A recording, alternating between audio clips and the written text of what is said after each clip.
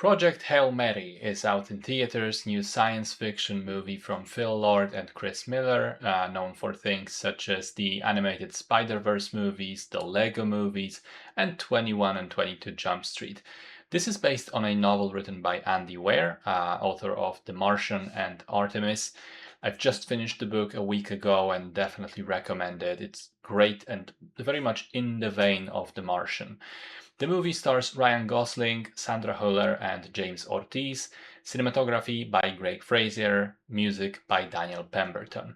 The story starts on a spaceship. A lone astronaut wakes up from a medically induced coma and has amnesia. He doesn't remember where he is, who he is, what he's meant to be doing.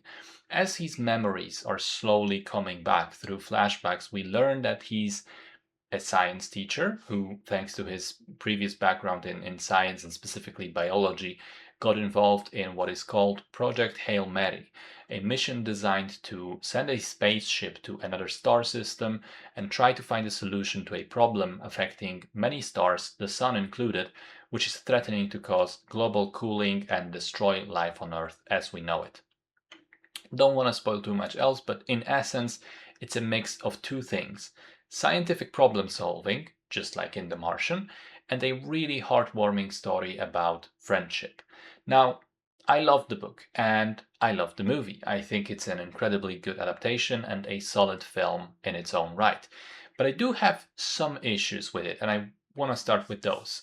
So, as you may expect, the movie omits some stuff from the book. This is totally understandable as the book is pretty long, a lot of it is internal monologue, and the movie as is runs for 2 hours 36 minutes, which is very long.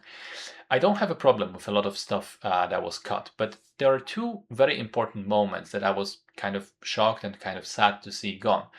Again, not to spoil too much, but the second one of those moments is in the final act, and it has to do with contamination. In the book, it happens twice. The first time, the characters figure it out together. The second time, it's up to Grace alone. And in the film, the first sequence is absent, and we only get the second one. And the reason I missed it was it was probably the most tense and stressful part of the book, and I really liked it there. But I also get why it was a reasonable thing to cut, because essentially the same thing happens twice, and the second one is far more essential to the plot. The other important moment that was cut is when one character makes a selfless sacrifice for Grace. And in the book, right afterwards, Grace does something very similar, and it's a big turning point for him. This is the first truly heroic moment. And in the movie, there's just the first part, which removes Grace's sacrifice, Grace's actions, which in turn limit his agency in the film overall. And this is part of a larger trend where a lot of the stuff that he figures out or solves in the book are done by other characters in the movie. Grace is a bit more hapless and sometimes even stupid, and I think that hurts the characterization because he is supposed to be smart and resourceful. Now, having said that, I think that if you didn't read the book beforehand, you will probably not even notice these flaws because the film works perfectly fine even with them.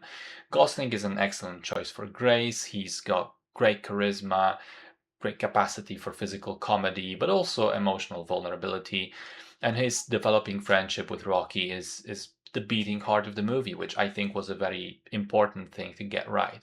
Sandra Hüller was really cool as Strat, especially in the added scene of karaoke. It was such a fantastically poignant, bittersweet, touching moment for her and all the other characters within the project. It really got me unexpectedly emotional.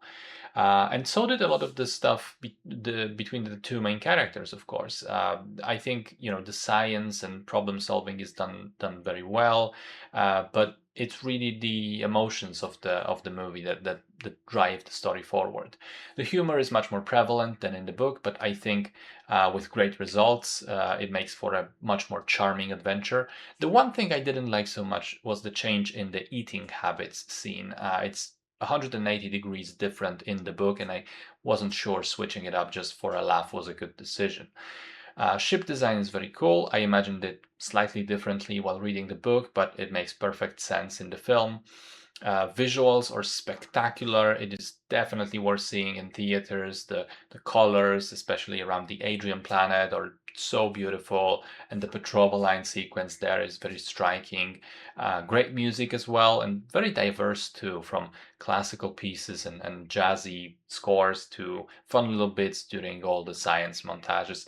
I think it's really, really well done, and the key to its success is the successful marriage of its scientific brain and emotional heart, because both of those aspects are almost flawless and make for a superbly entertaining experience. Definitely recommend checking it out.